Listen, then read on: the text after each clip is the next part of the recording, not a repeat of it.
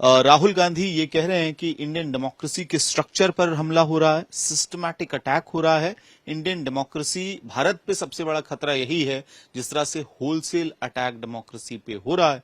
BJP कह रही है कि विदेशी भूमि पर इस तरह की बातों की जरूरत क्या थी, और उनको एक तरह से डिस्ट्रक्टर टाइप का टैग देने की कोशिश कर रही है भारतीय जनता पार्टी।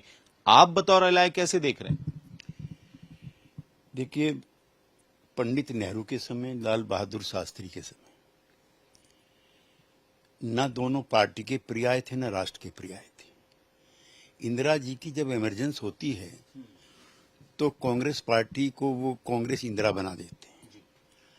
उनके राष्ट्रीय अध्यक्ष जो थे उस समय, देवकांत बरवा, वो कहते हैं Indira is India and India is Indira. आपातकाल में जब डेमोक्रेटिक ट्रेडिशंस को एनरिच करने के लिए, फ्रीडम के लिए जेपी जैसा स्वतंत्रता सेनानी जब आंदोलन करता है तो उनके समेत 2.5 लाख लोगों को जेल में डाल दिया जाता है। प्रेस की आज़ादी खत्म हो जाती है, चुनाव समाप्त हो जाते हैं, विचरण की आज़ादी समाप्त हो जाती है, बोलने की आज़ादी समाप्त हो जाती है, और जो लोग जेल में गए उनके परिवारजनों को प्रताड़ित किया जाता है, जो हिटलर के युग की याद दिलाता है।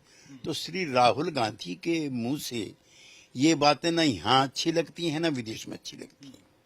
नहीं, लेकिन भारतीय जनता पार्टी जिस तरह से कह रही है कि देखिए विदेशी धरती पर जाके राहुल गांधी देश के खिलाफ बोल रहे हैं, तो कांग्रेस कह रही है हम तो नेता और जो भारतीय जनता पार्टी का सिस्टम है उसका क्रिटिसिज्म कर रहे हैं, देश के खिलाफ कैसे बात हो गई है?